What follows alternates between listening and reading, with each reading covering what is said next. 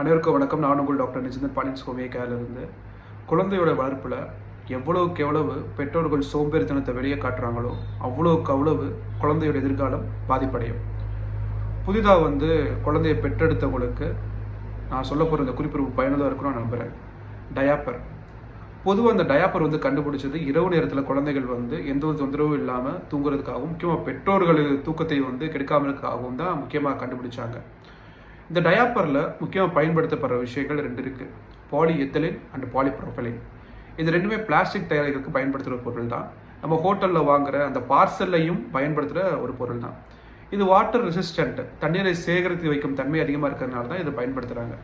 இதனால் ஏற்படுற பக்க விளைவுகள்: நீரிழிவு நோய், டயாபெட்டிஸ், அதுக்கப்புறம் சிறுநீரகத்தோட செயல்பாடுகள் குறையிறதுக்கு வாய்ப்புகள் இருக்குது.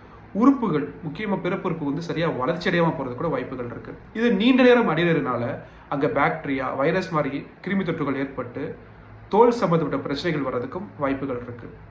சரி, இதுக்கு மாற்றாக என்ன பண்ணலாம்? குழந்தை குறைந்தது ஒரு நாளைக்கு 6 மணி நேரமாவது முக்கியமாக இடுப்புக்கு கீழே எந்த துணியுமே இல்லாமல் அதை உலாவ விடணும். இதற்கு மாற்றாக கிளாத் டயாப்பர்னு நிறையா இருக்குது, அதை நீங்கள் பயன்படுத்தலாம். இதை விட முக்கியமான விஷயம் என்னன்னு பார்த்தோன்னா, முன்னாடி காலத்தில் லங்கோடு மாதிரி பயன்படுத்த ஆரம்பித்தாங்க. அதுதான் இருக்கிறதுலே சிறந்த ஒரு செயல்முறையாக நம்ம பார்க்கலாம். அப்படி பயன்படுத்தும் போது குழந்தைகளுக்கு எந்தவித தொந்தரவுகளே இல்லாமல் ரொம்ப எளிமையான ஒரு வாழ்க்கையும் நல்ல ஒரு ஆரோக்கியமான வாழ்க்கையும் நம்மளால் கொடுக்க முடியும். ஸோ தேவைப்படுறவங்களுக்கு இந்த குறிப்பை நீங்கள் பகிருங்க. புதிதாக குழந்தையை பெற்றெடுத்தவங்களுக்கும் இது ரொம்ப பயனுள்ளதாக இருக்கும் நான் நம்புகிறேன். ஸோ நெக்ஸ்ட் ஒரு குறிப்பில் வேற ஒரு விஷயங்கள், வேற தொந்தரவுகளை பற்றி தொடர்ந்து பார்க்கலாம். நன்றி.